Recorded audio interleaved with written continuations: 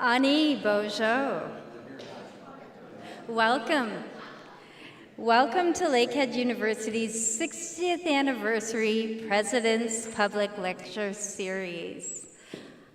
Linda Nindishnaka's Woodstock Ndonjaba Aurelia Ate Ni Odam. My name is Linda Rodenberg. I'm the principal here at Lakehead's Aurelia campus. And Aurelia is where my heart lives, and that's what I've just shared with you today in Anishinaabe. Before we begin, it's my great honor to start with a land acknowledgement. It's really important here that we do that as we begin a series of this nature, because as we've learned from the elders of this land, it's important that we acknowledge the original custodians.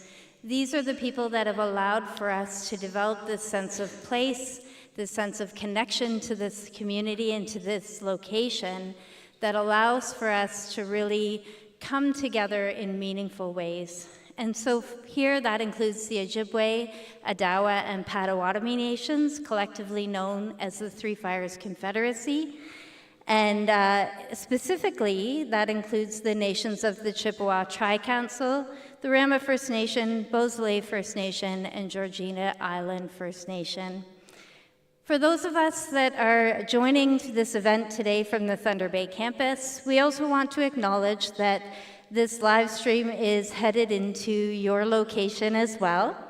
The Thunder Bay campus is situated on the traditional land of the Fort William First Nation, signatory to the Robinson Superior Treaty of 1850. We're always encouraged here by elders of this land to kind of talk about why the land acknowledgement is important to us as we begin an event. So I just want to say I've been away for the past 2 weeks from Aurelia. I've been fortunate enough to travel, and I have to say that as I was coming into our community last night, just before midnight, I was driving into this place, and I was just so excited to be coming home. And I really mean it when I say Aurelia Ate Ni Odam. This is where my heart lives. I feel so grateful to live and play in this place. I feel so grateful to have a community that I'm so excited to come home to, that I feel so at home in. And for me and for my kids and for my husband, and I know for so many of our colleagues here at Lakehead University, reconciliation is part of the reason why we feel that commitment and connection to this place. And part of that, too, is the fact that so many of you turn up to do this work together. And we've got a great group of people here in this room today, and I'm so glad you're here to join us. And I'm so glad, too, that the people here are signed in to this event from Thunder Bay. Our Lakehead community, as you know, spans 2 campuses, and our commitment to reconciliation spans those communities and the spaces between us as well. And so I just reiterate Lakehead's commitment to reconciliation as a process, and I'm excited that we're gathering here in a good way to begin this very important lecture series. Lakehead University's President and Vice-Chancellor Dr. Gillian Siddall had planned to be with us today, and she sends her sincere regrets for not being able to join us. She's recovering from one of the many illnesses that are plaguing us right now as we change seasons.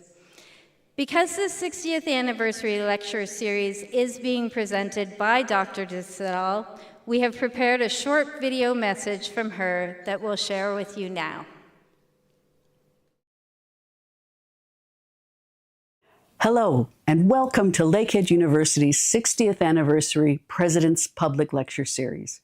I'm Dr. Gillian Siddall, President and Vice-Chancellor of Lakehead University. 60 years ago, in 1965, Lakehead University was created through the vision and determination of the people of Northwestern Ontario. And in 2006, the city of Orillia rallied to bring Lakehead to Simcoe County. Our story has always been one of community partnership, of what becomes possible when people come together to imagine a brighter future. Today, we continue that legacy by serving the regions and nations where we are rooted.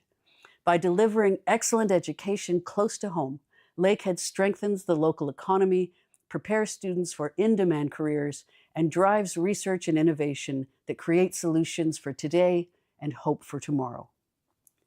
Lakehead and the communities of Northwestern Ontario and Simcoe County are inseparable. We make each other stronger. The success of our students, the impact of our research, and the vitality of our regions are woven together. This is why, in celebration of our 60th anniversary, I am proud to present this public lecture series. It is our way of opening Lakehead's doors, sharing ideas and knowledge, and most importantly, saying thank you to our cherished communities for being at the heart of Lakehead's 60-year story. We simply would not be here without you. Last year, Lakehead was recognized as Ontario's top primarily undergraduate university, an honor that reflects the outstanding teaching and learning led by our dedicated and talented faculty. Through this lecture series, I'm delighted to introduce you to some of those individuals. I'm confident you will enjoy these talks. May they spark new ideas, inspiration, and conversation. Thank you, miigwech, for joining us. Please enjoy. Thank you, President Siddall, as we send our best wishes for your speedy recovery. It is now my distinct pleasure to introduce someone who is my close colleague and friend, and certainly a mentor when it comes to the sorts of things she'll be discussing with us today. Although she reminds us consistently that reconciliation is the work of us to do as allies, she also leads us by example and through her wisdom, and she's going to share important things with us today as she discusses repatriation to reconciliation, the genesis of a Canadian identity. In 2016, Cynthia was appointed as the first Indigenous Chair for Truth and Reconciliation in Canada for Lakehead University, after previously serving as our Vice Provost for Indigenous Initiatives for 3 years. She was inducted as an honorary witness by the Truth and Reconciliation Commission of Canada in 2014, and she's the chair of the Governing Circle for the National Centre for Truth and Reconciliation at the University of Manitoba. Cynthia is also a faculty member at the Banff Centre for Arts and Creativity, and she continues to offer public education and training on Indigenous history, governance, and healing across Canada and around the world. It is always an honor and a privilege to learn from Cynthia, and I'm so pleased to have her join us today for this talk. As President Siddall said, may it spark new ideas, inspiration, and conversation, and also may it enable us to begin this 60th anniversary President's Lecture Series in a good way. Over to you, Cynthia.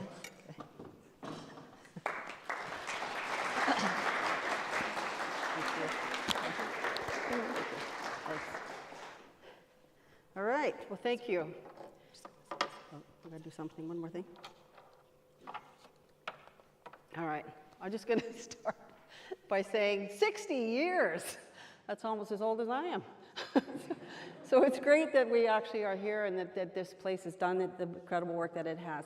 So as soon as we get going here, I'm going to share a paper with you. I'm going to share some slides with you to help to give you some images of the stats I'm talking about. But this is really about history. This is a story that has been going on for a very long time. And it's a story that's going to hopefully inspire you. It's going to scare you a little bit. It might even tick you off a bit. but it is the real thing. So it's an important conversation that I'm looking forward to having with you. What's going on? 1 sec. Okay.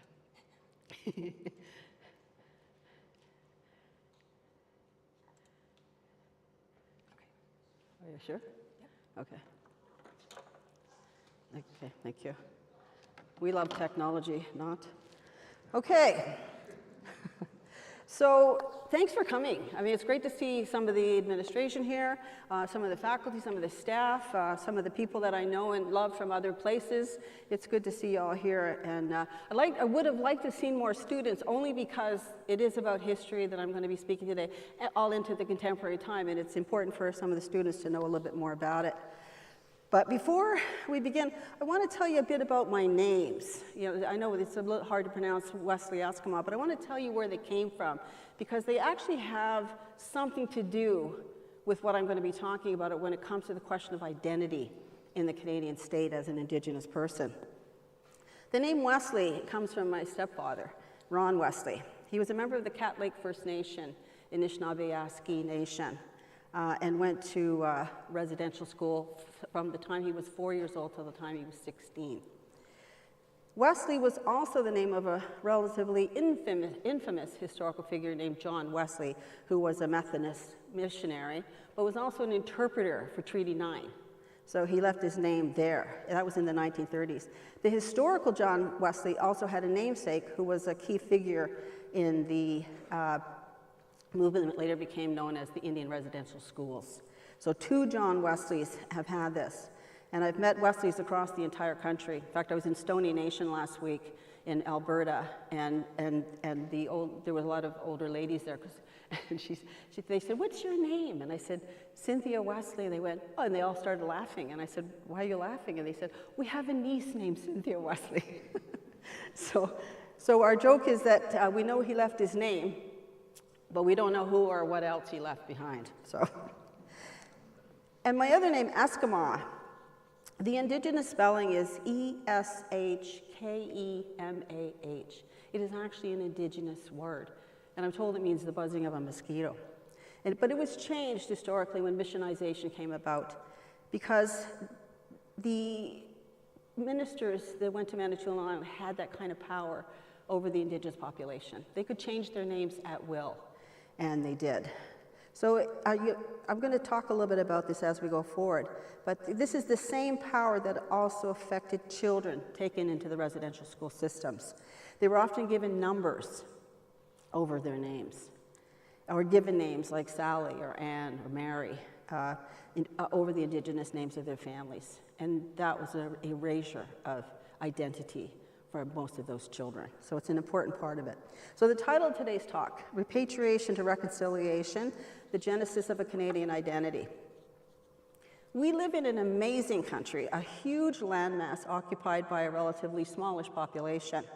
And I think, I looked at the numbers, and I think we're bordering at around 41 million in 2025. It's a good, it's a good number. And I think there's a good possibility when I look around the room that some of you will still remember the official theme for Canada's Centennial and Expo 67. I was 11 years old. Remember? Canada, 1 little, 2 little, 3 Canadians. We love thee. Now we are 20 million. That tells us that we've only doubled our population numbers since 1967. Think of that, 58 years, and we've not overly populated this country. Yet we have welcomed people from many countries. We've appreciated our farmers, our artists, our engineers, our entrepreneurs. And within the last 40 years, we've even begun to appreciate the contributions of the first peoples of this country and have built their knowledge and wisdom into our educational systems, our politics, our allied and international conversations, and I believe into our evolving and strengthening identity. I had a conversation when I was out at Banff with a young woman. She said, she said, "It's not happening fast enough. Canada just doesn't get it." And I said, "Are you aware that it's only really been within the last 40 or so years that we've actually even had these kinds of conversations?" She did not know. But our early notions of Canadian identity often focused on unity, but contemporary views more frequently emphasize our nation's plurality, or multiplicity, and the importance of compromise to balance diverse national, regional, and ethnic tensions. Today, Canada's identity is fundamentally tied to its diversity, something I believe we remain proud of, even as it's being challenged by competing interests in a rapidly shifting American ethos. And we must look to the South to understand the cultural challenges we're now navigating, the growing challenges to our unity, and the tensions in our ability and need to compromise our priorities while protecting our own interests. Okay, it's not working. Okay, where's my friend here? Okay, it's not working here. Oh, it's working there. Okay, sorry. All right, I'm just not seeing it here. All right, so I've included this slide for you to have a look at when it talks, and it talks very much about how do we actually see ourselves. And for the most part, as I said, we're proud of who we are. Most people feel that pretty strongly that way. And it seems like from this chart I looked up that only women are actually more likely to be proud than men. I'm not sure why, but I thought it was an interesting factor as we look forward. So we do feel protected, and we do feel secure in the care and the governance that we're actually receiving today. So that's an important part. Now, since those early notions of Canadian identity, we've been encompassing as well as rejecting First Nations, Métis, Inuit, and multiple linguistic groups, including the English and the French, because there have been conversations about that as well. And we've gone back and forth on who merits recognition and inclusion and who gets ignored. We've been a population shaped by continuous immigration for well over 500 years, and a country defined through European contact and influences. And this includes our politics, our justice system, and our educational system. Yet I've read and listened to the words of Indigenous elders across Canada who have said, Europeans fled persecution, overpopulation, poverty, and serfdomhood, war, filth, disease in the old world, only to recreate the very same things they had fled there, here, on this land. Why? So this country contains, and is mostly accepted, a mix of cultures rather than a single dominant culture, although not for lack of trying to keep Canada a white man's country through our movies, our media, and unfortunately through our education systems. And I brought up another slide for you to look at on some of the questions around, who do we accept and who is included and who is disincluded. And you can see the numbers are generally good. We haven't really come to the place where we feel a lot of confidence in our ability to be inclusive and accepting, but at least it's starting and it's growing as we move forward. According to the Canadian History, it's called EHX, it's a journal, the following quote is famously associated with former Prime Minister William Lyon Mackenzie King, who expressed his views in a report about immigration, stating in a 1908 report that it was highly necessary on political and national grounds for Canada to remain a white man's country. King also publicly reiterated this statement, stating, "We must always remember that Canada is a white man's country." And this was reported in the Canadian Parliamentary Review. And he was also responsible for sending 900 Jewish people back to Nazi Germany. It was King's government that denied entry to European Jewish refugees, including those from the MS St. Louis in 1939. And the passengers were forced to return to Europe. So our history is varied, and I'm going to cover a lot of that for good reason, because these are the identity frames that we are actually working within. Unfortunately, 254 of those people died in the Holocaust, and Prime Minister Justin Trudeau, our former Prime Minister, issued an apology to the families in 2018. Balance. The statement, "We must keep Canada a white man's country," was also said by British Columbia Premier Richard McBride in 1914 in response to the Komagata-Maru incidents, which involved a Japanese steamship on which a group of people from British India attempted to migrate to Canada in 1914, but most were denied entry and forced to return to Bajbaj near Calcutta, and there the Imperial police attempted to arrest the group leaders. A riot ensued, and they were fired upon by police, resulting in multiple deaths. This outright rejection and those stinging statements were made during the time of Canada's highest immigration numbers in 1913, with over 400,000 immigrants arriving in 1913. Those numbers were exceeded more recently in 1921 and 1922, when recent arrivals surpassed previous records. And so I thought that was an interesting factor. So while 1913 saw the highest number for a single year in the early 1900s, recent years have seen exceptionally high numbers when compared to a historical linear time frame. And personally, I want to believe levels of racism are changing with the influence of education and the stories of many cultural groups who are now living in Canada and can reiterate their experiences on multiple media platforms, both here in Canada, but also through the books and movies about their countries of origin. So we're hearing a broader representation of who they are. And I want to believe that most Canadians do not endorse racist and exclusionary thinking. But again, we must guard against a variety of influences on our opinion of ourselves and those we've welcomed. And if we look at the two specific periods of high immigration and the public backlash, then and now, perhaps we can understand why it may seem we're redescending into more anti-immigration or xenophobia, but perhaps are more likely responding to other factors. I mean, this is what I like to see, such as sheer numbers translated into perceived scarcity of resources, high home and living costs that we're all up against, food insecurity, limited access to a variety of services. So those are questions that we have to ask ourselves. What I do believe is that Canada's identity today can best be described as a dynamic mix of its various components, with its uniqueness stemming from its internal complexities. And I believe this has been an empowering process economically and socially for this country. Canada's Confederation took place on July 1st, 1867, when the British North America Act united the province of Canada, Ontario and Quebec, Nova Scotia, and New Brunswick into a single dominion. The act was passed by the British Parliament and created the Dominion of Canada, establishing a federal state and a parliamentary democracy. And we've grown exponentially throughout the last 158 years because of our reluctant willingness to be influenced by our own collective voice. Therefore, as a work in progress, we can understand Canadian identity to be a fluid one. It's moving, not a static concept, but one continuously shaped and reshaped by the experiences of its people and the nation's evolving social and political landscape.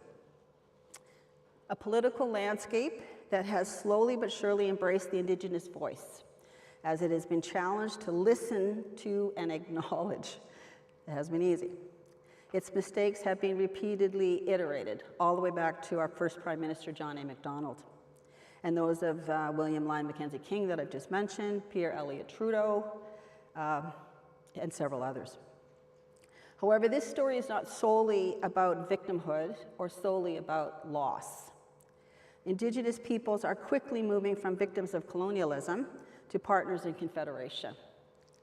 Not necessarily because of the goodness of the Canadian heart, but because of the sheer determination of Indigenous peoples to keep their rights and uphold Canadian obligations espoused through the 1763 Royal Proclamation, for one, in 1763. In 1763, France ceded territories to Britain in the Treaty of Paris, and King George III of England issued a Royal Proclamation that set out a framework for the British Crown to acquire Indigenous interests in land through treaties. So this is where it all begins. The proclamation reserved to Indigenous peoples lands not ceded to or purchased by the Crown. It recognized that Indigenous interests in lands could only be purchased through agreements with the Crown, following a public meeting involving the Indigenous community, and provided that no private person could directly acquire Indigenous interests in land. So remember that, because this is a very important component of where we're going and what we're still talking about. Indigenous peoples have upheld the peace and friendship pre-Confederation, and numbered treaty process, and have kept them front and center. There is in this country unfinished business between the Crown in right of Canada and Indigenous peoples. The business of acknowledgement, land back, treaty rights, Indigenous rights, religious and language freedoms and protections, along with the recognition of territorial jurisdictions and authorities. Lots. We're getting there, however. It's a slow process and not well known in the Canadian domain. But I'm going to show you a couple of maps which most people have never seen, but are surprising to those who are not aware how much the face of Canada and Indigenous relations have altered over time. So this is a map of the original treaties. On the far left, your right, I guess, are the peace and friendship treaties, the original ones, and then the pre-Confederation, post-Confederation, and then the numbered treaties that took Canada from the Indigenous populations in all the way through, from the 1700s all the way through. So that's what it looked like after the treaty process was completed. So these are historic. Now, that's a lot of land.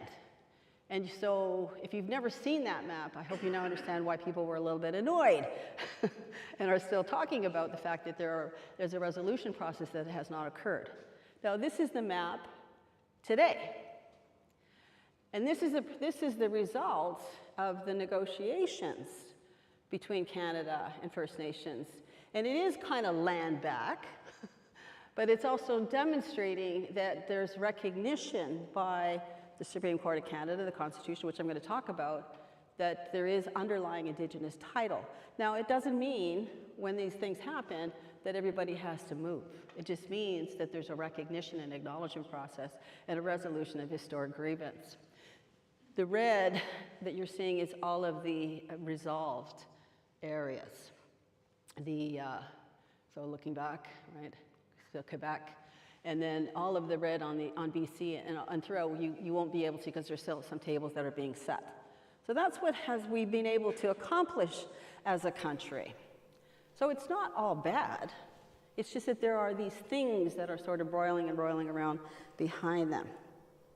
So evolving elements like the maps I've just shown you, the Canadian flag that was put forward in 1965, the national anthem, which was official in 1980, and changed in 2018 to In All of Us Command. I also wanted to be on Indigenous land. Anyway, we'll get to that. And the role of the RCMP, who also, by the way, played a role in kidnapping children from northern communities. The planes were referred as yellow birds, who took children away from their families and took them to residential schools. So today, newer elements like multiculturalism, inclusion of Indigenous peoples, got to say that, and the Charter of Rights and Freedoms are increasingly being seen as central to the Canadian identity. Here, there is an inclusion and rejection all at the same time. We continue to see the need for representing each of these newer elements like multiculturalism over a US-style melting pot approach, which I think is important that we acknowledge. But we're now challenged by a long hidden history and very real legislation such as the Antiquated Indian Act of 1876, which laid down a foundation of dependency and loss for the first peoples of these lands, waters, resources, and which we've not been able to formulate an alternative to as people, including Indigenous people, or as a country. So it's still very much there. The Indian Act, of course, has many different elements to it that I think are important. And again, for those of you that are not familiar with this history or familiar with these elements of it, I think it's important that you just have a look. These are some of the elements about it that have caused some of what you see when you go out among Indigenous people, or you are in a place, like especially in a place like Thunder Bay, where you see Indigenous people struggling as they're coming out of the north end or trying to acclimate themselves to a city or a town, how difficult it is. The division that has been in long existence between the Indigenous population and other Canadians. We're there, we're still there, and will we continue to be there? Sorry, I keep walking away from your microphone. So I think we're finally beginning to look beyond singular traditional symbols. And I think this is really important because we've long precluded the inclusion of elements like the wampum belts that were the original agreements between us, and other mechanisms of friendship and relationship that were gifted by Indigenous protocols. Traditional Western symbols, they clearly obviously have their place, and we're not suggesting that they go away, but a deeper understanding of Canadian identity involves acknowledging an ongoing evolution and increasing importance of diversity and rights, which are also represented in historic and deeply land-based elements, such as the Pre-Confederation Dish with One Spoon Treaty, the Goswenta, or the two-row wampum treaty that was shared with European interests. And I'm going to share some of those with you so you have an opportunity to look at them.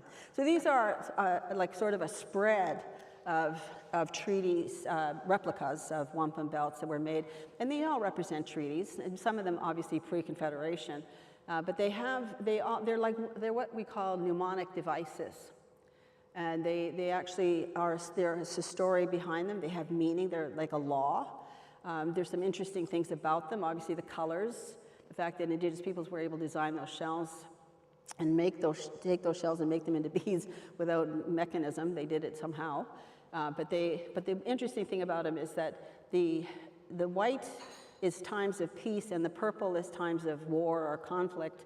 The Europeans really liked the purple beads more than the white beads, so they always wanted more purple beads in. And I thought it was really interesting over the course of time that as more purple beads were put into it, that we got into more conflict. It's like you asked for it. So it's an interesting time. So this is the dish with one spoon. And again, an interesting piece of history because it was done prior to contact between the Haudenosaunee people and the Anishinaabe. And basically, it had three tenets, which I think Canadians, this is part of our identity, is important because it says, number one, respect territorial jurisdiction. There are boundaries, and they're always there and they should be regarded. Number two, leave something in the dish of value. Don't take it all. Don't be greedy. And number three, keep the dish clean because it's the land that we live on and we all share it. And those three tenets, I think, are pretty valuable principles for all of us to adhere to. That's one. The two-row wampum is another one I think that's really important. And I'll speak a little more deeply into them because I think it's really important that we do. But it's the two purple rows are the Indigenous population and the European populations, and you have your laws and your spiritual practices and your whatevers, and so do we, our languages and everything, and we should respect those territorial jurisdictions and boundaries. But the important thing about this belt is also that those two purple lines are also embedded in three white lines, which are asking for peace and respect and friendship forever. And again, so the message is that the foundations of this country were established on good principles and about inclusion and friendship and peace and respect. And I think that those are important elements of that as well. And I want to share with you this one, the Silver Covenant chain, which is also an important one, which was done with the Dutch initially, but essentially said, we have a relationship and we want to work together. And the other thing it says is we're going to make this silver because silver tarnishes. And so that means that we have to come back together on a regular basis to polish the silver and polish our relationship and make sure our relationship is good. These are important, again, foundations of the relationship that we have with each other. An important consideration. And I think that's the last one, I think. I can't see from beyond here. Let me just go quick. Yeah, okay, so we'll go to Oka. Okay, so my question is, if we can maintain a legal system brought to us from across the ocean, I think we can maintain the dignity and wisdom of agreements generated in this place, on this land. The dish with one spoon asks us to respect those jurisdictions, to take only what we need and leave something of value for others. I don't think that that's a difficult thing. The Great Law of the Haudenosaunee. The Great Law of Peace was established orally within the Haudenosaunee Confederacy between 1142 and 1450 Common Era, and later translated into English in the late 1800s. It was established in action long before the English set foot on our shores and decided who mattered and who didn't. The Goswenta, which is its Haudenosaunee name, asks us to respect each other's governments, spiritual practices, education models, and languages, and embed those principles and actions in peace, friendship, and respect. What about this is so scary and difficult to endorse?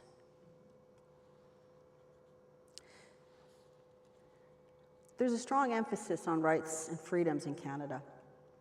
The Canadian Charter of Rights and Freedoms are a significant symbol of national identity, highlighting values like individual rights, freedom of expression, and equality. However, this has been somewhat of an uneven experiment as the population of this country has grown to the 41 million now represented within our borders, given that the Indigenous population has only been represented in the Canadian Charter since 1982. Repatriation. The year our Constitution was repatriated. It now applies on First Nation territories and provides a measure of protection for women and children, cultures and societies, and for tribal governments that have been corrupted into patriarchies in the image of the Western world. Not necessarily workable. So if a core aspect of the Canadian identity is the concept of inclusiveness and respect for human rights, with diversity often seen as a collective strength, where are we now when it comes to who and how we see ourselves? Canada is not monolithic. We have distinct regional cultures and identities, like Quebec's, that are also considered part of the broader Canadian identity. And there are, of course, many other peoples here. However, based on my work in Truth and Reconciliation and 40 more years of holding up Indigenous history and protecting rights, my question is whether inclusion in the Canadian Constitution and the Charter of Rights translates into a covert or overt inclusion and acceptance of Indigenous rights and culture into an overarching and evolving Canadian identity. Is it there? I'm suggesting that the long-standing non-inclusion of First Peoples in the Canadian identity discussion has in fact been turned upside down in the last 40 years or so by the national exposure of the implementation of Indian residential schools in the mid-1800s and the long-standing implications of those schools on our peoples. The public domain part of the story began with the 1990 Phil Fontaine interview with Barbara Frum, and the related story of abused children from the Mount Cashel orphanage in St. John's, Newfoundland, along with the exposure of Indian hospitals and the 60 scoop of Indigenous children. And I guess we have to ask ourselves, where was the respect for human rights and equality represented there? So there's certainly been the good. I've shown you some good, the bad, and even the ugly when it comes to defining, assessing, accepting, and celebrating our sense of who we are and what we stand for as a country. It's my hope that growing awareness, acknowledgement of Indigenous peoples being a foundational element of Canadian identity is slowly becoming more prominent in the Canadian mind, particularly through the process of Truth and Reconciliation Commission words and actions that was launched in, or the report launched in 2015. But there were many events that preceded this. We must also recognize that before the process of reconciliation became a thing, with actions and principles attached to it, the process of truth-telling had to be cracked open. It was cracked open, really, by some very significant leadership elements and sacrifice. To build recognition, acceptance, and acknowledgement, there had to be pain, personal as well as social. There had to be real discomfort at every level, providing a true reflection back to Canadians of the harmful decisions that built this country while leaving too many behind. As noted, there were many events, policies, legislation created prior to 2009 that forced this recognition process and brought an old made new reality into the public domain. Another one of those very comfortable events was the Oka crisis of 1990. This brought out a lot of ugly and demonstrated how much resentment and racism lay at the core of Canadian society and how much development and process of development held sway over Indigenous rights.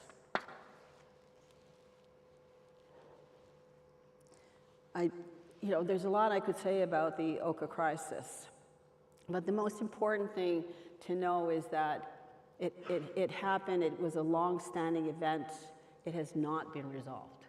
It is still not resolved. The lands have not been transferred back to the Haudenosaunee people, the Ongwahome people. So, we've had these sways back and forth. So even though Indigenous people participated in World War I and World War II, despite being exempted from duty, they did not have to. Their participation did create a shift in perception to a point of who Indigenous people were on the battlefield. You can read 3 Day Road, which is an excellent book about some of that, and what they represented in that capacity. And it did bring forward some small steps, but they were mostly outside of the public domain for most Canadians in that era. You didn't know that much about what was happening with Indigenous populations. After the war, Native men and women could still not go into the local Veterans Legion for a beer. They were not allowed, or buy beer at the local liquor control boards because they were still just Indians. So I'm proposing that it took a lot more, a lot more. It took the repatriation of the Canadian Constitution in 1982 to launch a dialogue in this country acknowledging the presence of Indigenous peoples as an important part of this country for many reasons, including as veterans. Today, this is a dialogue unparalleled anywhere else. There are other countries looking at what we have done and are continuing to do to rebuild that relationship. From the Oka crisis of 1990, RCAP the Royal Commission on Aboriginal Peoples in 1996, to the Truth and Reconciliation Commission final report in 2015, the Missing and Murdered Women's and Girls Inquiry, and the final report in 2019, to our 4th National Day of Truth and Reconciliation in September 2025. There is nowhere else in the world that has made the strides forward that Canada has made, all within the last 50 to 60 years as an Indigenous political and social strength renewed itself and the Canadian state shook off a measure of racism and began to pay attention to what and who was changing across the land. There are principles that have been developed by the Canadian state as well. And I just put them up there, you can have a look.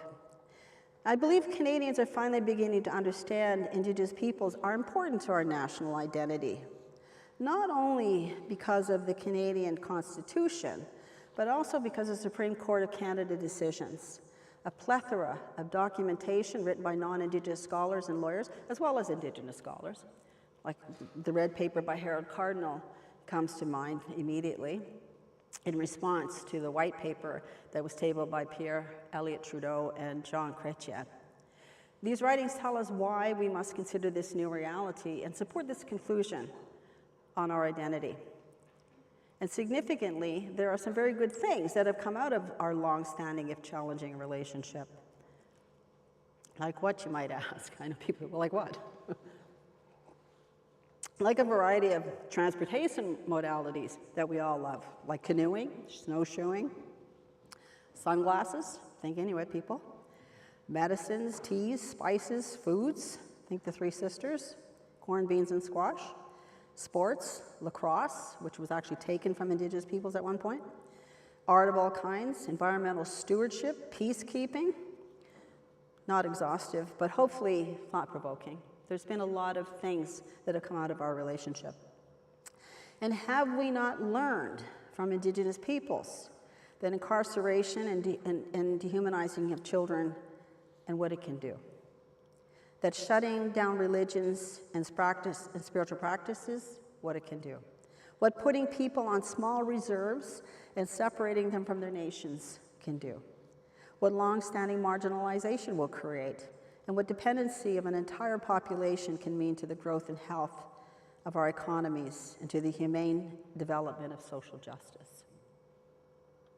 It costs not only the health and well-being of Indigenous peoples and other cultural groups, but it also costs Canadians a measure of humanity and compassion. There have been many words to describe the torture of Holocaust prisoners. The first things the Nazi guards had to do was to shave their heads, and they deliced Indigenous children. Take away their clothes. Think of Orange Shirt Day. But most devastating of all, the guards eliminated individuality of people by destroying the names of every individual, by wiping them off any record and replacing the name with a number. And Indigenous children, they did that too. It ended in a morose realization that the prisoners were just that, objects, not living human beings with a family and a past. Very same tactics were used on Indigenous children taken into Indian residential schools and Indian hospitals. And those children, like Holocaust prisoners, were also forced to witness the atrocities perpetrated on other children. So I remind you that it's not something that we can forget. So returning to the Constitution of this beautiful country we share, it's been an interesting, if choppy, 43 years since it was repatriated. The inclusion of Indigenous peoples in very specific clauses tells us that we were willing to step out as a country and try our own experiment in democracy. In our lifetime, the shifts in inclusion and reconciliation have been more intense than most of us even know about or recognize. Certainly, those who have not studied or read the Canadian Constitution and the documents that follow will not have fully absorbed the impact of that inclusion. And it wasn't easy. There was no real or deep consensus on any side of the constitutional table that birthed those concessions. The Government of Canada was reluctant. The Indigenous leadership was not unified about becoming a part of the Canadian Union.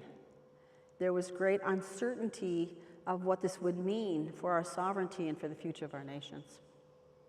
There was much discussion that revolved around whether this inclusion was an empty box or a full box. And either way, who would have the right to define what it did or did not contain? Indigenous leaders understood, jokingly or not, that lawyers would have plenty of work ad infinitum providing legal definition and opinion on how it would roll out into action, if at all. The Canadian Constitution recognized and affirmed existing Aboriginal and treaty rights in Section 35 of the Constitution Act 1982, which protects the rights of First Nation, Inuit, and Métis peoples. These collective rights encompass things like Aboriginal title. And Aboriginal title is though for those people that did not sign treaties. So the rest of Canada that you saw there that didn't have the yellow numbered treaties. It protects rights to land and resources, self-government, and cultural preservation. Section 25 of the Charter protects these rights from being undermined by other Charter provisions. And there were challenges around these words right from the beginning, and it resulted in breaks in Indigenous relationships that have never fully mended. So there's breaks between First Nations, Métis, non-status. I mean, words that we didn't even create, that the Canadian government actually created. And even the word existing was at issue. And at the box again. What did existing connote? What did it mean? And exactly who was entitled to interpret this? And why, we ask, are words used as weapons when it comes to decisions that directly affect Indigenous rights and ways of life? There are significant court cases in Canada where words like modest or moderate are used to resolve divisions between Canadian and Indigenous interests. It's frustrating and minimizes Indigenous business and social justice development. I put this slide up because I want you to think about this one. This is the lobster fishery battles that happened several years ago. There was gunshots and fires and boats destroyed and all kinds of things. And if you look at the dimensions of what we were talking about, you can see why we often feel that this is a little bit over the top and why words like modest. So the court said Indigenous peoples have a right to make a modest income. And yet when you look at the commercial fishery of 390,000 traps and the Indigenous fishery of 250 traps, what's the big friggin' deal? Why can't Indigenous peoples earn a living in the same places as non-Indigenous peoples, and why does it only have to be a modest? Now, we have rights for certain kinds of things, which I'll outline, because I think it's important for those of you that have never really looked at at the Constitution. So, it protects all those things, so just absorb that. Section 25 protects Aboriginal treaty rights from being diminished or overridden by other charter rights. How does this fit with the new federal Bill C-5? Bill C-5 is also known as the One Canadian Economy Act, a Canadian law that removes interprovincial trade barriers and streamlines the approval process for major projects considered to be in the national interest. Or the Ontario Provincial Bill 5, which supports the loosening of rules within special economic zones, and that could be used to undermine Indigenous sovereignty and the constitutional rights to free, prior, informed consent, which come out of the United Nations Declaration. The Ford government has already indicated that it will designate the Ring of Fire as a special economic zone to fast-track critical mineral mining, despite a lack of consultation with First Nations whose lands fall within that area, in spite of the Constitution.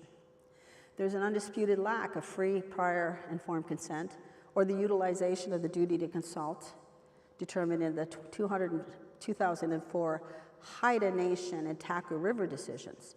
The Supreme Court of Canada, our Supreme Court of Canada, ruled in Haida Nation and Taku River First Nation versus British Columbia that governments have a duty to consult with Indigenous peoples when a decision might adversely affect their rights or title, even if those rights are not yet proven.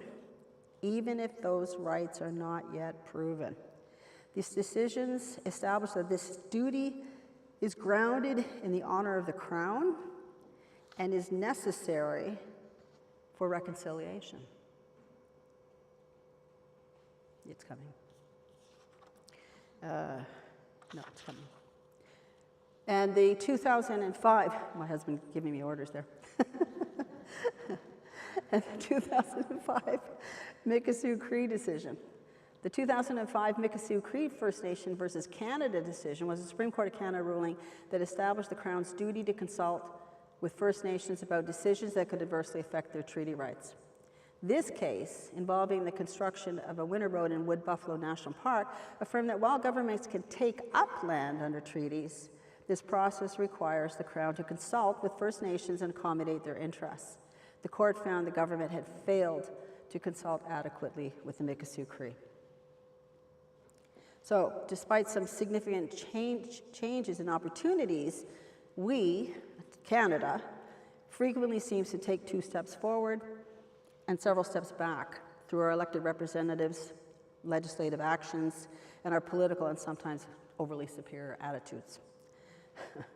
There is an intense and enduring drive to develop resources over the potential objections of people in the pathway of said development. And I'm reminding everyone that when it was a pathway that affected non-Indigenous people and threatened the southern Greenbelt in Ontario, there was a rallying that quickly put a stop to further developmental destruction. Significant pressure from the public, including First Nations actually, pressured Doug Ford to say on September 1st, 2023, that he is reversing his plan to open the protected Greenbelt lands for housing development and won't make any changes to the Greenbelt in the future. He also noted it was a mistake to open it up in the first place and he was very, very sorry. Okay. Do you think we will get the same concessions, rallies, and apologies on destroying important wetlands, muskeg, and carbon-holding lands, waters, and homes of Indigenous peoples living in the Ring of Fire? This area is located more than 500 kilometers northeast of Thunder Bay and currently has an active claim area about 8,000 square kilometers in size. It contains one of the most promising mineral development opportunities in the world, representing enormous economic potential. And again, even though the Canadian Constitution supposedly confirms the rights of Indigenous people to protect endangered lands and enshrines their right to be at the table when decisions that affect their lives, economies, and future are at stake, we must raise objections outside of the governmental process. So we, the Indigenous communities in this instance, are now being blindsided by the aforementioned Provincial Bill 5, the Federal Bill C-5, which completely preclude free, prior, and informed consent or serious consultation till after they are passed in law. So even though we have this amazing conversation going on, we're still in this place where when it comes to an actual happening, we're not at the table. So we have to make a little bit more noise, I guess.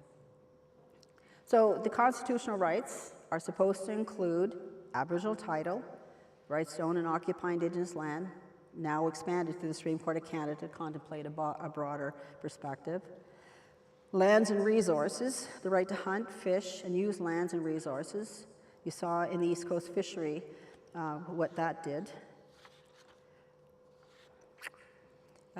Self-government, rights to distinct forms of governance, very difficult to implement under existing restrictions.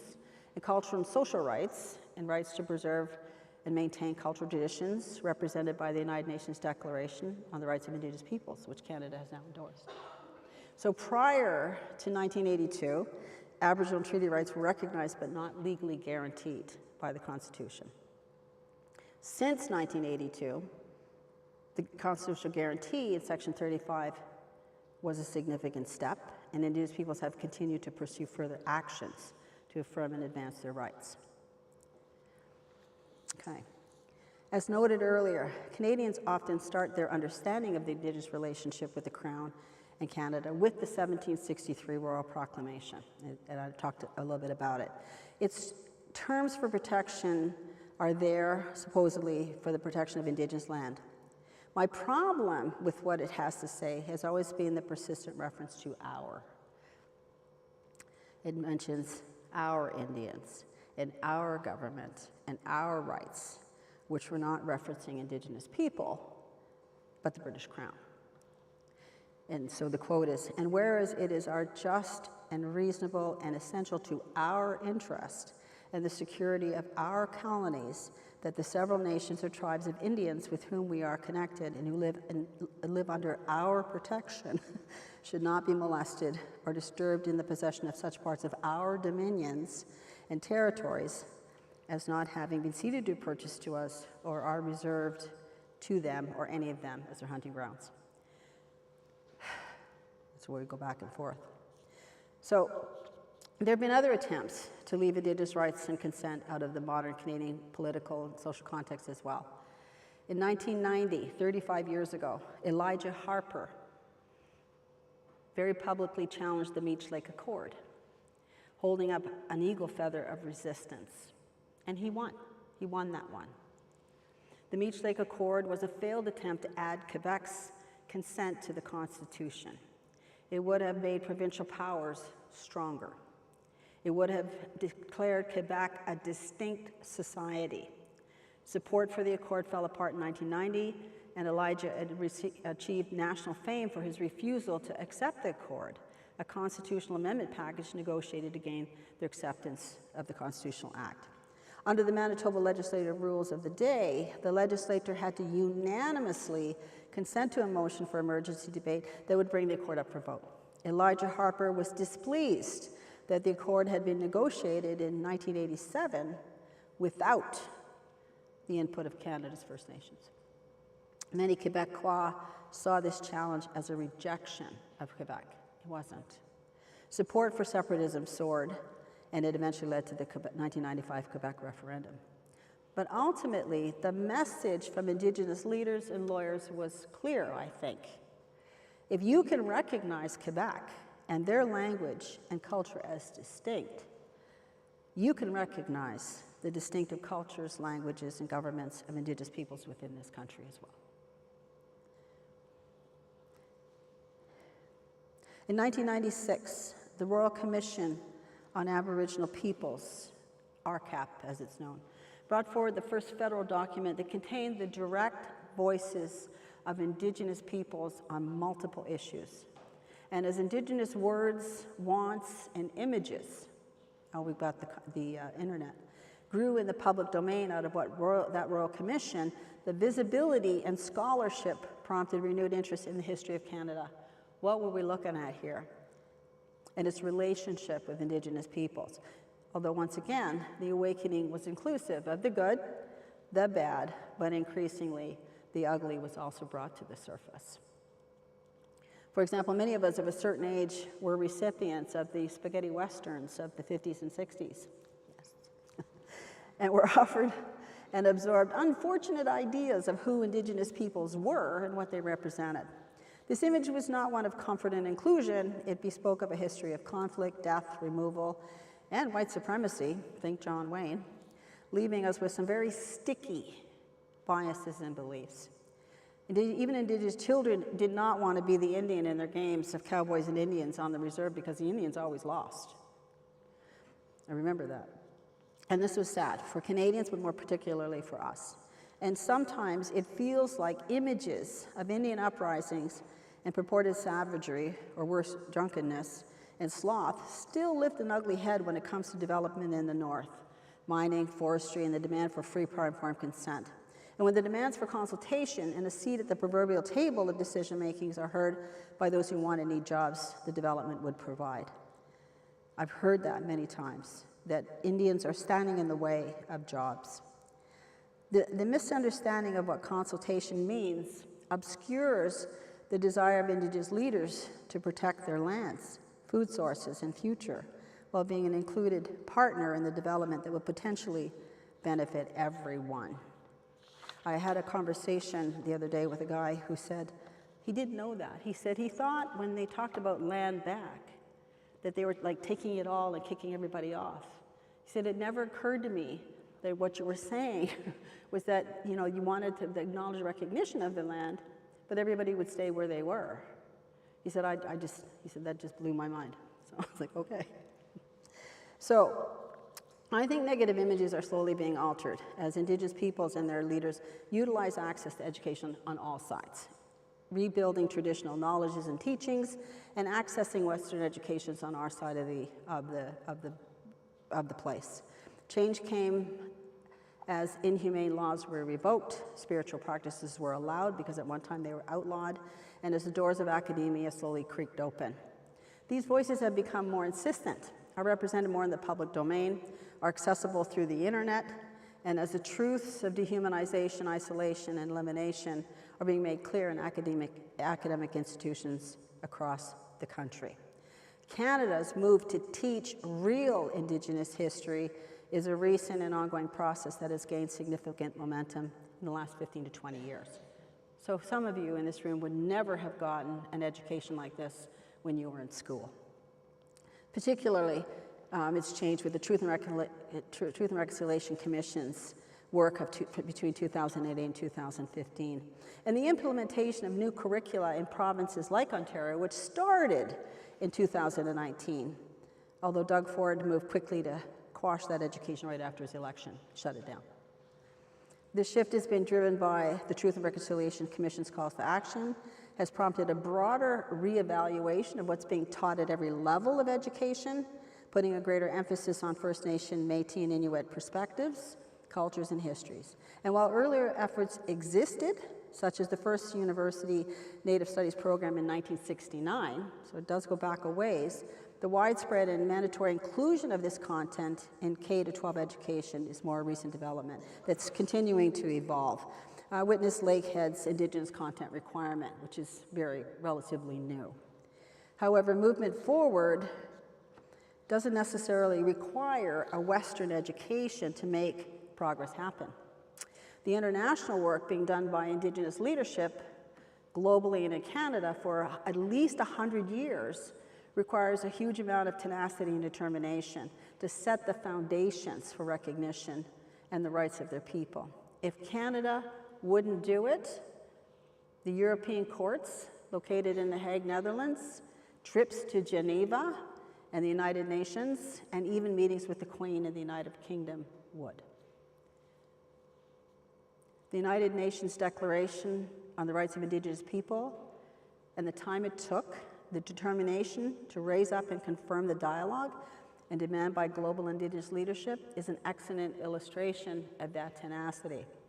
It took finding the reserves, the resources, selling cattle, they did a lot of things, and gathering donations from allies to travel back and forth to the European courts and meet with the Queen before the founding of the United Nations in 1945. The origins of UNDRIP can be traced to the work of Desgahe. He's Levi General. He was a Cayuga chief from the Six Nations at the League of Nations in 1923. In 1923, Chief Desgahe was the first Indigenous representative to come before the League of Nations to try, albeit unsuccessfully, to persuade the international community to recognize the Iroquois Confederacy as an independent state in accordance with Article 17 of the Covenant of the League of Nations. His request was based on the treaties and the agreements made between his people and the colonial powers of the fledgling Canada. According to the request, consent was a right derived from the sovereignty recognized by the colonial authority and which was later known as the self-determination of the peoples. And in 2025, we're still trying to establish this. So there's a lot of history here. Many leaders from various Indigenous nations across Canada, such as Chief Desgahe and Haudenosaunee representatives, have been involved in advocating for Indigenous rights at the United Nations since the early 20th century. The drafting of the final 2007 declaration involved a global effort over many years with significant contribution from Indigenous peoples worldwide, including TRC Commissioner Wilton Littlechild. The UN Charter itself was signed on June 26, 1945, and came into effect on October 24, 1945, making this date the official date the UN began. Canada's relationship with the United Nations Declaration evolved over time, starting with an endorsement in November 2010, moving to full support in May 2016. The key date for making the declaration have legal effect in Canada was June 21st, 2021, 4 years ago, and when it received royal assent. So I frequently note the sheer size and volume of this story of Indigenous history, the reluctant engagement of the Canadian state, witness Elijah Harper and the Meech Lake Accord, mentioned earlier, the sheer character and force of Murray Sinclair, for those of you that had an opportunity to meet him, and the other TRC commissioners. Our first Indigenous premier, Wab Kinew, next door in Manitoba. Important signs of the times and a significant shift in Canadian identity. The Truth and Reconciliation Commission of 2009 through 2015 brought a significant change in opinion and inclusion. Thousands of Canadians joined the conversation, heard the testimonials, marched in rallies and public support, and learned what they cannot forget. 7,000 people in some of those marches in BC came out. The 10 principles for reconciliation and the 94 calls to action forever changed the trajectory of identity in Canada. And even though every one of the 41 million individuals in this country do not know about, nor have accepted, or even read the final report and recommendations for resolving the truths and reaching reconciliation, enough stand with the 10 principles and the 94 calls to keep the conversation alive.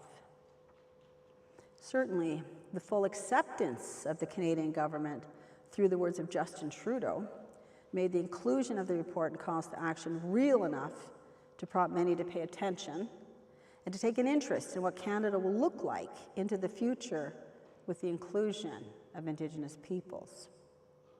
The Prime Minister, Justin Trudeau, issued the following statement on behalf of Canada after receiving the final report of the Truth and Reconciliation Commission.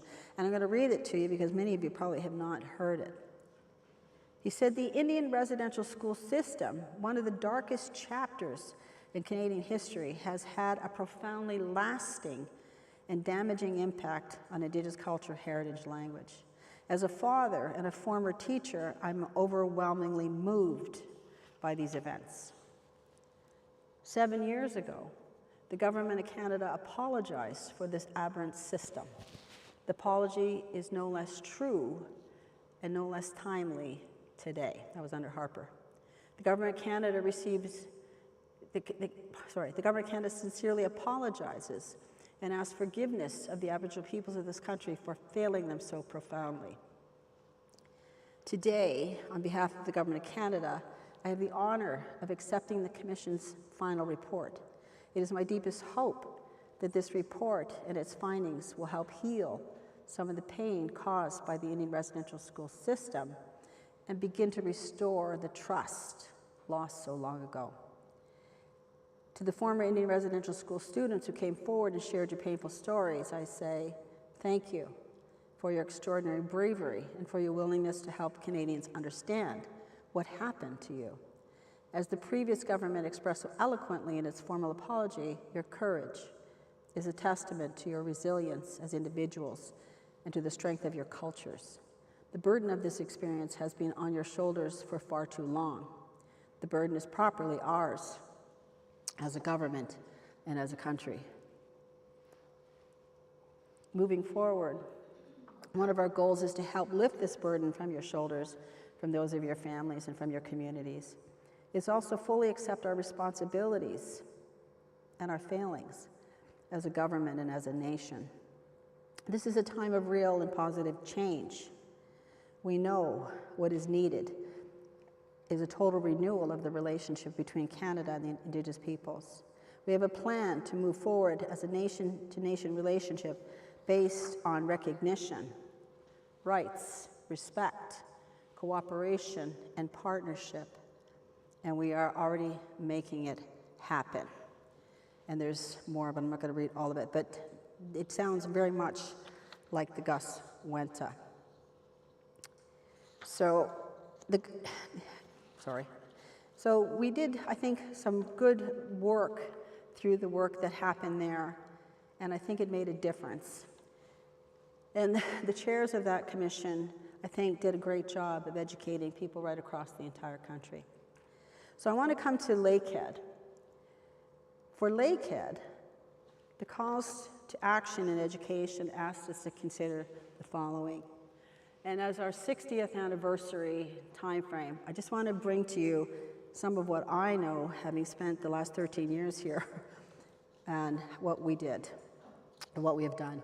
So call 6, we call upon the Government of Canada to repeal Section 43 of the Criminal Code of Canada. Now these are the calls to action. Section 43 of the Canada's Criminal Code justifies the use of reasonable force for correcting a child by parents, teachers, or those in their place, such as in the residential school.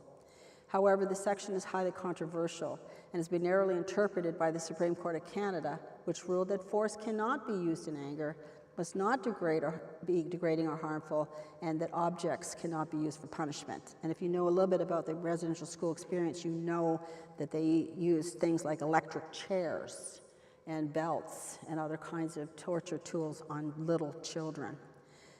Truth and Reconciliation Commission called for the repeal of this section as a call to action. Lakehead professor Sandra Grover has written extensively on the oppression of children's rights, including freedom from harsh discipline. So within the confines of the university, she was a part of this conversation. Number 7, we call upon the federal government to develop with Aboriginal groups a joint strategy to eliminate educational employment gaps between Aboriginal and non-Aboriginal Canadians.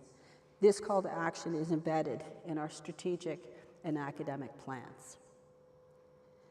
Number 8, we call upon the federal government to eliminate the discrepancy in federal education funding for First Nations children being educated on reserves and for those First Nation children being educated off reserve.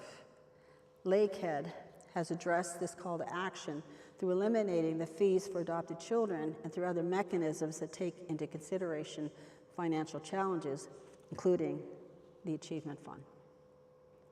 Number 9, we call upon the federal government to prepare and publish annual reports comparing funding for the education of First Nations children on and off reserve, as well as educational income attainments of Aboriginal peoples in Canada compared with non-Aboriginal people. And Lakehead is working on a number of memorandums of understanding and other forms of partnership in northwestern Ontario and Simcoe County. Number 10, we call upon the federal government to draft new Aboriginal education legislation with the full participation and informed consent of Aboriginal peoples.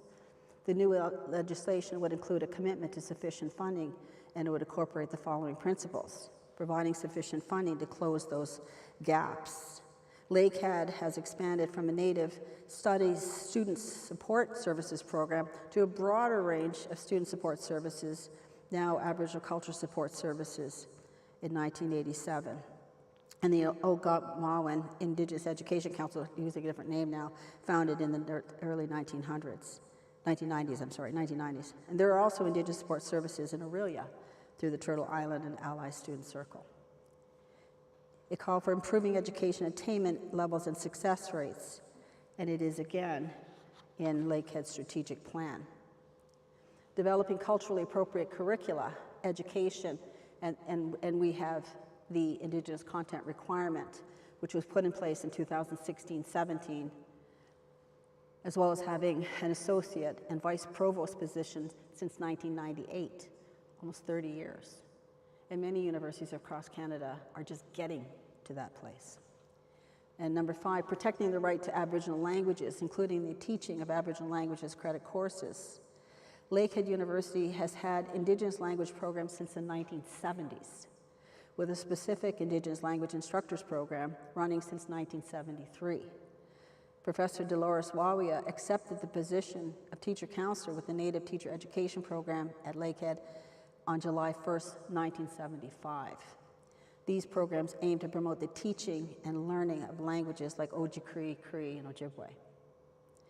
Enabling parental and community responsibility, control, and accountability, we have an Indigenous Child Care Center, the Nanabiju Child Care Center, which opened in 1989. And we welcome children into the university. Enabling parents to fully participate in the education of the children, we have the powwow annually, we have the Child Care Center. Respecting and honoring treaty relationships, we address this through all of the work we do, include listening to and celebrating Indigenous history and culture. We call upon the federal government to provide adequate funding to end the backlog of First Nations students seeking a post-secondary education. Lakehead has a Native Access program since 1996. It has changed names, but the goal remains the same: to include, upgrade, and graduate Indigenous teens and adults. And finally, we call upon the federal, provincial, territorial Aboriginal governments to develop culturally appropriate early childhood education programs. We don't do early education programs, though we do teach those programs in our education programs. But we do support young moms and dads to feel confident reading to their children and encouraging educational pursuits. Lakehead isn't responsible for all the clauses in the education calls to action, but we've done an admirable job of meeting important commitments in the last 60 years. As well, well before the calls to actions were tabled in 2015. As we conclude this lecture, I note that there have been many progressive impacts from a variety of individuals and events, Indigenous and non-Indigenous. Far too many to mention here today, but they're there. And they're important considerations for the health and wealth of this country called Canada, our village, as we look to the future. There's still work to do in partnership with Indigenous peoples, unfinished business, as it's often referred to, and equitable solutions to instill into our academic institutions and the minds and ideology of our students and people as we move forward as a country to embrace truth and reconciliation. The genesis of a Canadian identity remains a work in progress. And I've been honored to be a part of that progress, along with many of you in this room and across Canada. There's so many amazing people now doing this work. And I have no doubt that we will continue together along the path we have chosen to embed into our strategic and academic plans as a university. In another 16 years, the conversation will have evolved, I believe, into something much more amazing as a country itself. And I'm honored to remain a member of the Lakehead community. So I want to close with this quote.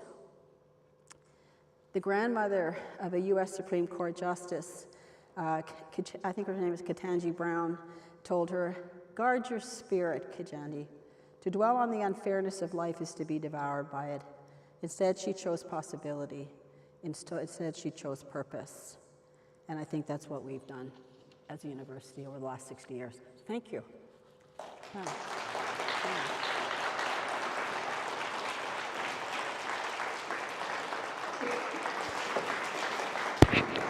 So, questions?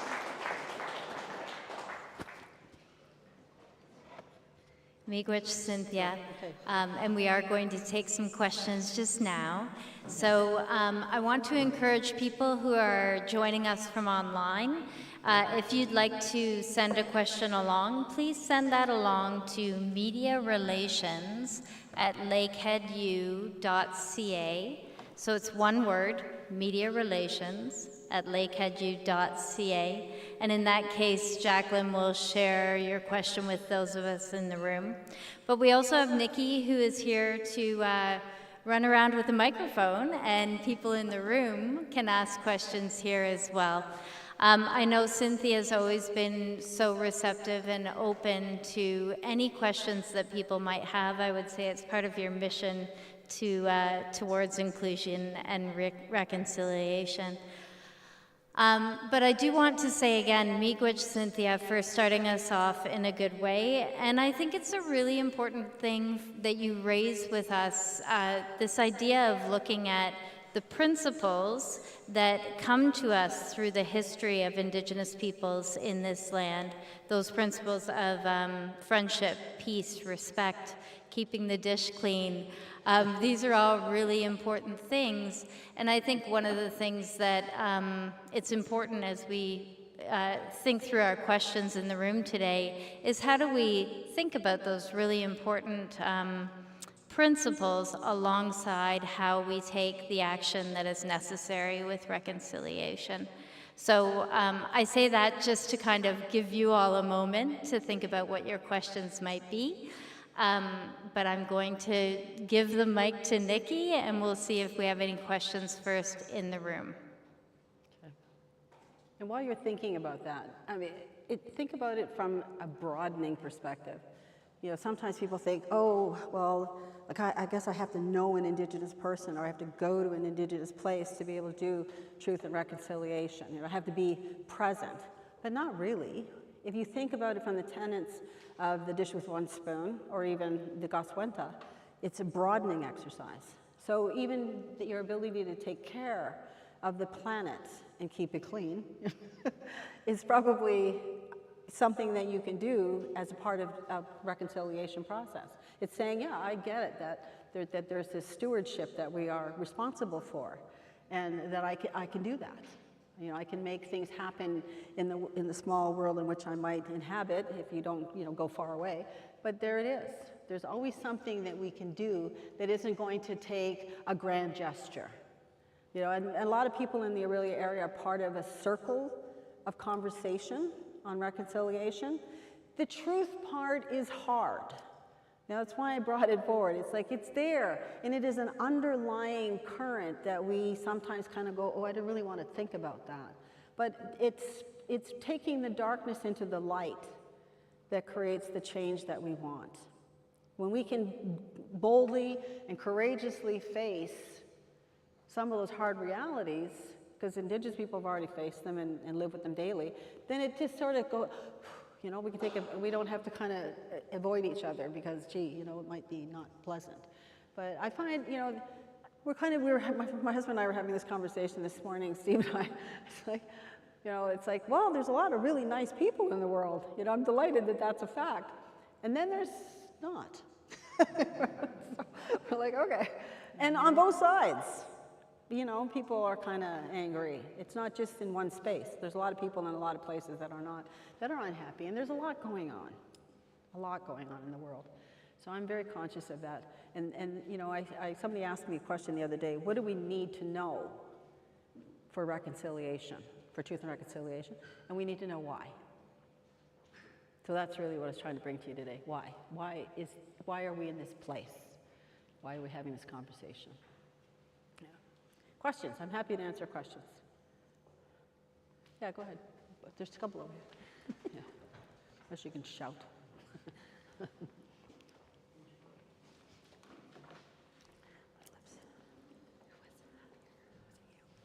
Try out there.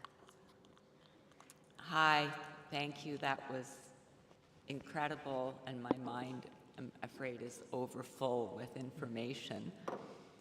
As important as the facts are and policies, like hugely important, I found the biggest thing that's affected me in the last few years is the increasing number of films, books, fashion, everyday culture. I think in our book club we've read 12 books by Indigenous authors. It gives me an understanding of what's going on in New Brunswick and buffaloes in the prairies and whatever. Yeah. And Bones of Crows series. And how do you build that into your need for acceptance and reconciliation? Because I think it's had a bigger effect on me than knowing the facts. Even I'm not negating the facts, it's just at an emotional level rather than an intellectual level. Yeah, it's a challenge. No, I agree. It's a really big uncomfortableness for a lot of people. It's like, gee, you know, I didn't know, and now I do, and I can't unknow it. But I think you just have to relax, and it's, you know now something. So one of the things I suggest, especially when I was teaching my students, and they'd say, well, what am I going to say when I go home at Thanksgiving? Like, they're going to ask questions. I said, well, you now know, you have some facts. Use them. You know, and it's not about an argument. It's just about, what's interesting you say that. This is what I know. You know, and just, I mean, the country is changing. I think our identity is not solidified. It's evolving. We're a young country, given that, you know, I mean, we've been here a long time, but as Canada, you know what, it's 153 years now, something like that? You know, we have a lot of work to do. But I'm glad you're reading the books. Anybody wants a book list, leave me your email and I will send you a book list of lots and lots of books in lots of different areas. Absolutely. Yeah. We don't want to overthink it. Oh, I think there was one other lady here first, yeah. Mr. Larson, and then we'll come back to you. Or two, I can't remember. Oh, sorry. Yes, thank you, Cynthia, for the presentation this morning. Wonderful. And again, as usual, you bring something that, for instance, I've never seen before, some of the maps and the sort of thing. Thank you for that. Thank you for that. Yeah. I turned 83 this summer, and I think it's fair to say that my first 50 years in Canada, living in Canada, I knew virtually nothing about the treaties, virtually nothing about the treatment, virtually nothing about what our governments had been doing, virtually nothing about the Indian Act and so on. I think I've smartened up a little bit over the last 30 years or so, but it's really been the last decade for me where I feel that we have made fairly remarkable progress, at the same time acknowledging that we're really not there yet. We have a long way to go, as you've said. So my question is, what 2 or 3 aspects of the changes that are needed would you say are most significant? As a former teacher, I would say our education system has to provide for young people as they grow up in this country the truth of what happened, and at the same time we need to hear those voices of First Nations people in the education system as well. Yeah. But beyond that, what would you identify as the 2 or 3 things that really are priorities as we move forward? Well, I think certainly one of the biggest things that I mentioned there was the whole idea around, people rallied behind the green belt, but they're not rallying behind the Ring of Fire. And it's going to do significant damage, not only to the Indigenous populations that live in the north, but to you, because it destroys the wetlands, it destroys the muskeg, carbon sinks, they're gone, in the interest of making more phones or AI. So I think rallying to understand the impact. So remember Idle No More? I don't even know if you got, there's so many things that have happened. I couldn't bring everything in. I'd be here all week. But the Idle No More thing was about Bill C-51, I think it was. Nobody said a word across Canada. Harper removed all the protections off the waters except for Muskoka, where all the rich people are living, apparently. Never been up there myself. But removed all the protections. Nobody said a word. And then 3 women, 2 Indigenous, 1 non-Indigenous woman said, "What the hell? What are we doing?" And stood up, and Idle No More was born. And people rallied behind that. And now the protections are, the next Trudeau put the protections back. Look what's happening in the South. They've opened up the Alaska. All of the pristine lands are now going to be open for drilling for oil.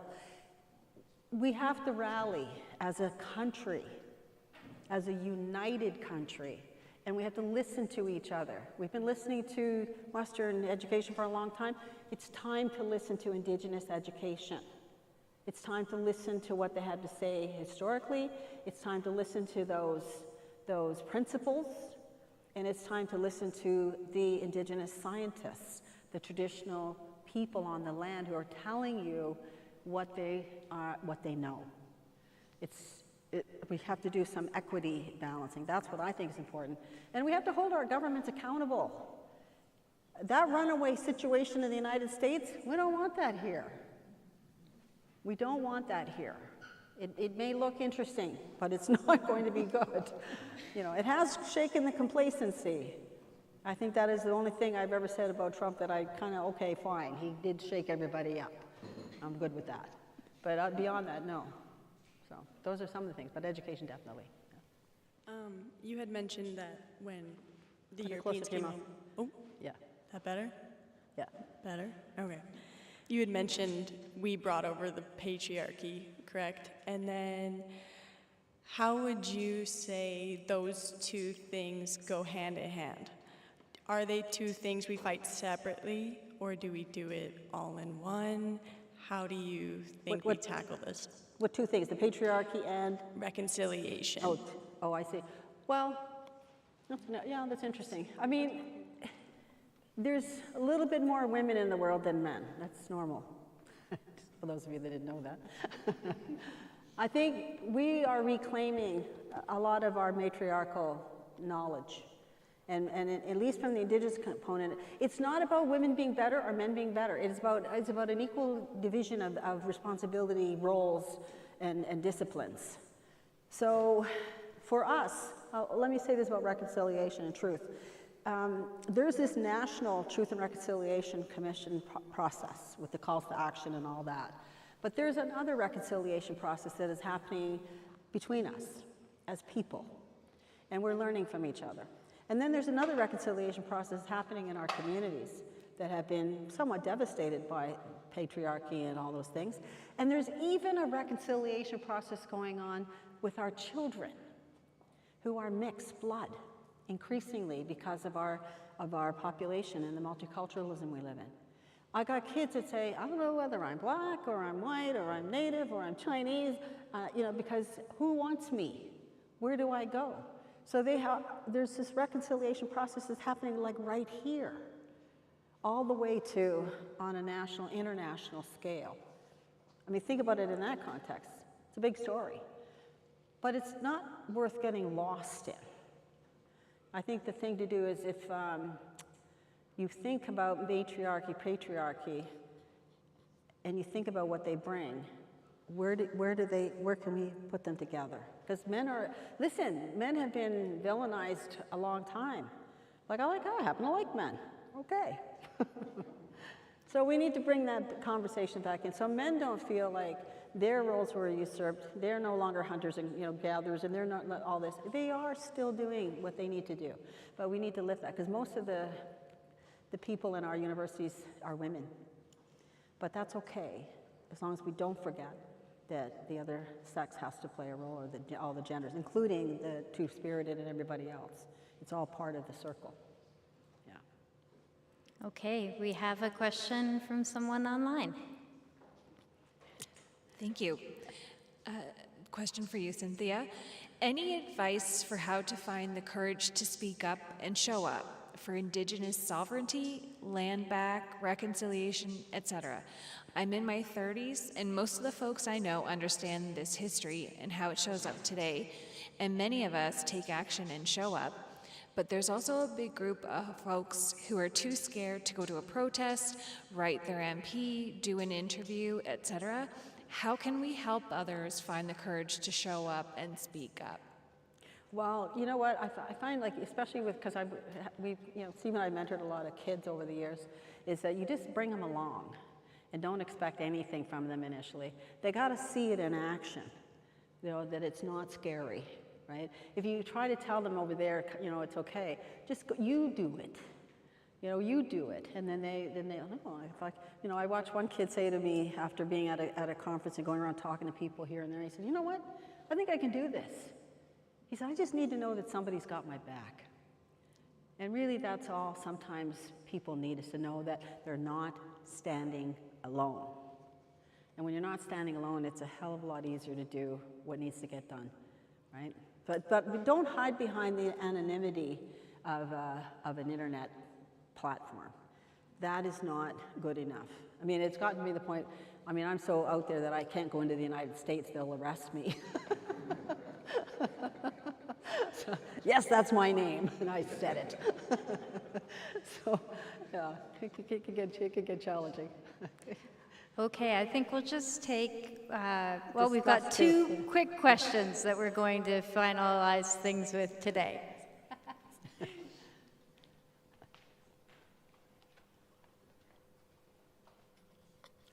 Thank you.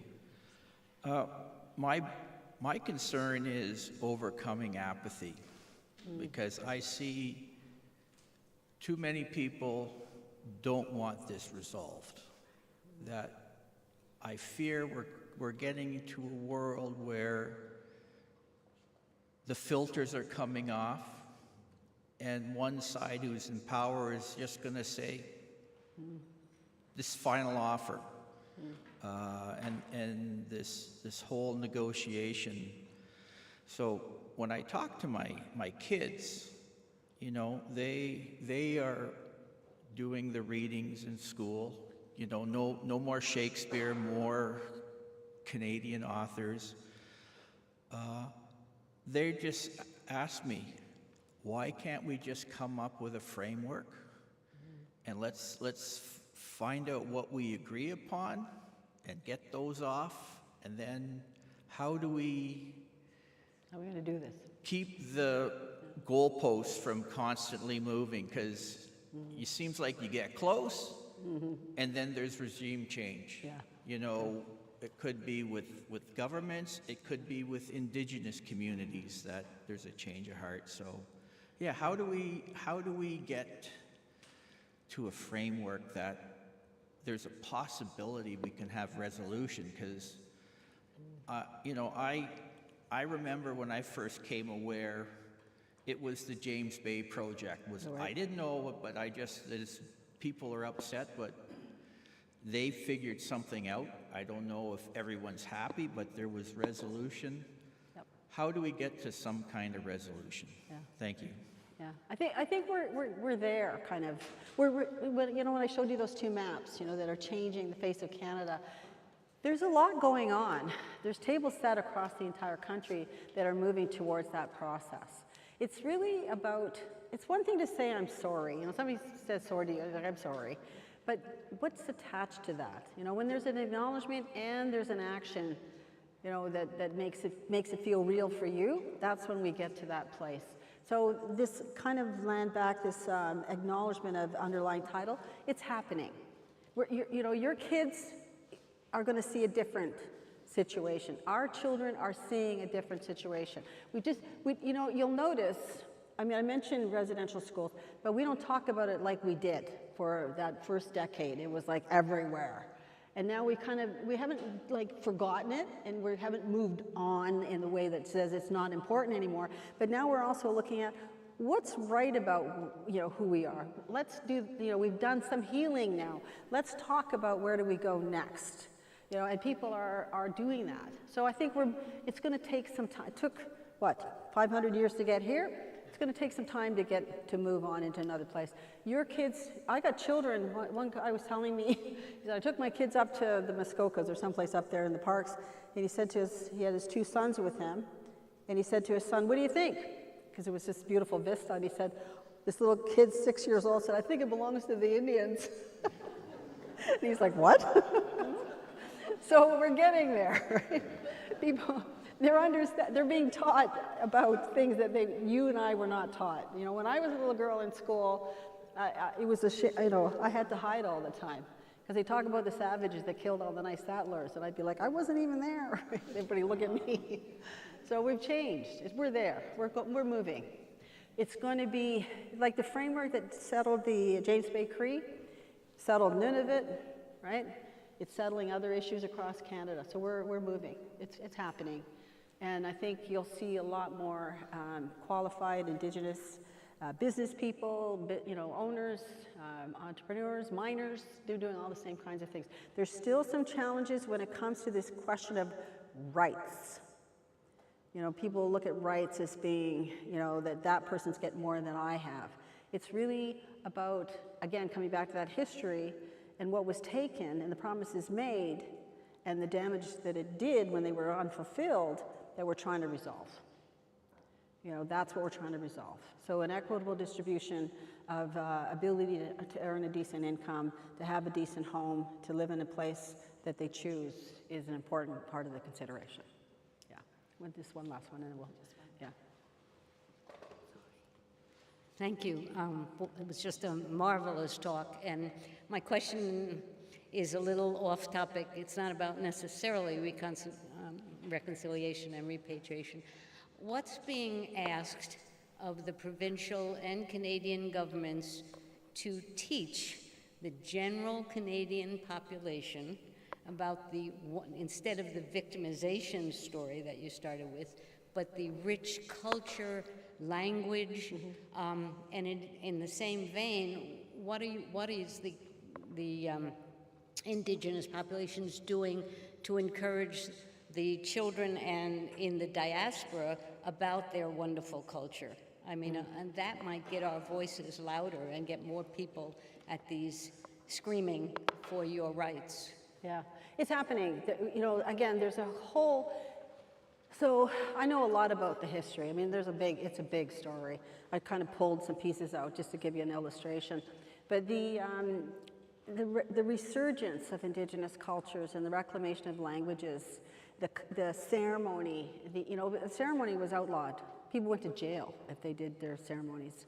So that's past. So now you see that coming back. Our kids are learning their languages. My daughter is learning the language, teaching my granddaughter. There's an effort being made to do that. So I'm not worried. I think that, you know, for a while, because I've been doing this stuff for 45 years, for a while I was like, oh God, what's going to happen when, you know, this generation stops doing this work? They're all coming up and they're doing the same. And it's better. It's not victim-centered. It's more about victory. It's more about, you know, and survivors want to still be called survivors. But the younger people are happy being called warriors or other things, right? They want to have positive impact, and they are having it. But we have still got enough survivors alive, because I work with them at the National Center. They still have a story to tell. They still want to see reparation. They still want to see it, you know, the archives, Like, for instance, we had to destroy records because Canada decided, people decided that they didn't want the records of the atrocities that people spoke to. They didn't want them to be saved. They wanted them destroyed. And we lost that case. We have a stay. But we said to them, you know, if you went to the records of other Holocausts, including the Jewish one, but other ones, and you destroyed all those records, would people be okay with that? No. So why is it okay to destroy the records in Canada of the residential schools, Indian hospitals, and all the other things that happen? It's not okay. Because then 100 years from now, something will never happen. I mean, there's no records of it.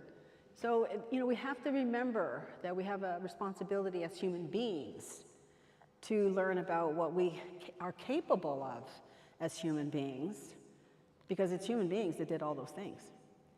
And remind ourselves of our own vulnerabilities and our own anger and hurt. Hurt people. And we got to be strong, and we got to remind ourselves to teach. Yeah, thank you. Miigwech, Cynthia. Let's give Cynthia just a round of applause here for sharing with us today. Let me get out of your way here. So I do want to end by saying miigwech to Cynthia. We do have a gift here for you as well. There you go. And I want to say miigwech to all of you for coming here today and being part of this conversation. For those of us here in Aurelia, we do have some coffee and some cookies here. The objective of this lecture series is really to spark conversation and continue the conversation within our communities, because that is really the way forward for reconciliation. I want to say, just on a personal note, one of the things that I've been hearing from elders locally is that it's important, as we bring an event to a close, to really say and think about how we are influenced by what we've been hearing, and to encourage other people to do the same. And what I'm hearing from Cynthia today is that that's kind of her charge to us, is to listen, think about something you can do, think about how you can move this conversation forward. It really strikes me as someone who is passionate about Canadian culture and the teaching of Indigenous literature myself, that Canadian culture is something we create in our communities, in spaces like this. We have a real influence on how people think about what it means to be Canadian. And so we do that in all kinds of ways. We do that by creating spaces where we can have critical conversations like this. But you know, I've been hearing a lot since I got back to Canada last night about how we also participate in things like sporting events.